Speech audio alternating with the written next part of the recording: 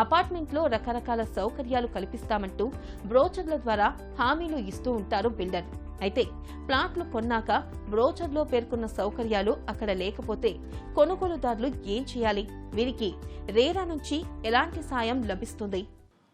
Brochure వాళ్ళు ఏదైనా చేసినప్పుడు ముఖ్యంగా ఎవరైతే రియల్ ఎస్టేట్ ప్రాజెక్ట్లో ప్లాట్ కానీ లేకపోతే ఫ్లాట్ కానీ బిల్లా కానీ కొంటారో ఫస్ట్ మీరు చెక్ చేయాల్సింది ఏంటంటే ఆ బ్రోచర్ చూసినప్పుడు స్పెసిఫిక్గా మన రెరా నెంబర్ ఉంటుంది కనుక రెరా నెంబర్ ప్రకారం మా వెబ్సైట్లో పోయి మా అథారిటీ వెబ్సైటు rera.telangana.gov.in మనం పోతే దాంట్లో అన్ని డీటెయిల్స్ కూడా ఉంటాయి. 18 ఐటమ్స్లో డీటెయిల్స్ ఉంటాయి. ఆ డీటెయిల్స్ ఆర్ ఇంపార్టెంట్, అది చూడాలి. ఒకవేళ దానికి విరుద్ధంగా అయిన బ్రోచర్లో పెట్టుంటే దాని ప్రకారం మీకు సెక్షన్ 12 ప్రకారం కంపెన్సేషన్కి ఆస్కారం ఉంటుంది.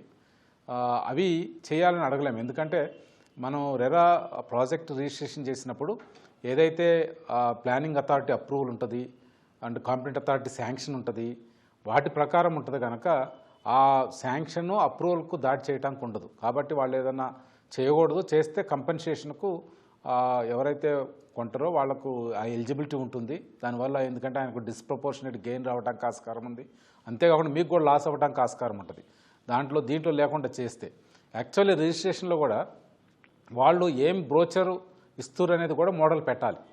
సో అది లేకపోయినా కూడా మీరు ఒకసారి చెక్ చేయాలి. దీంట్లో ఒకసారి ఉంటుంది, దాన్ని డివైడ్ చేయొచ్చు. డివైడ్ చేస్తే మీరు ఫామ్ ఎంలో మాకు ఫామ్ ఎం అండ్ ఎన్లో కంప్లైంట్ చేసుకుంటే మాకు ఇక్కడ adjudicating officer district judge retire ఉంటారు, వారు దాన్ని అడ్జుడికేట్ చేసి దీనివల్ల ఆయనకి ఏమైనా బెనిఫిట్ అయ్యిరా లేదా మీకు ఏమైనా లాస్ అయ్యిరా, ఇంకా రిపీటెడ్ చేయడానికి ఆస్కారం ఉందా, లేకపోతే ఫర్దర్ ఎండ్స్ ఆఫ్ జస్టిస్లో ఏమైనా ఆస్పెక్ట్ ఉంటే ఇవన్నీ దృష్టిలో పెట్టుకొని మీకు కంపెన్సేషన్ ఇవ్వడానికి ఆస్కారం ఉంటుంది.